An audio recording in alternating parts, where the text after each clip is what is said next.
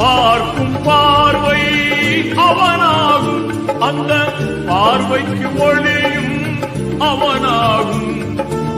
தீர்ப்பு நாளின் பதியாகும், அவன் தீர்ப்பே நமக்கு கதியாகும்.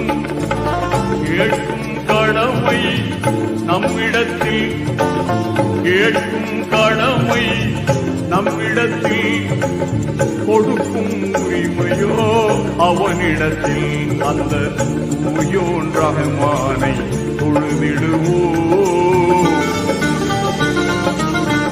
தூயோன் ரஹ்மானை தொழுதிடுவோம்.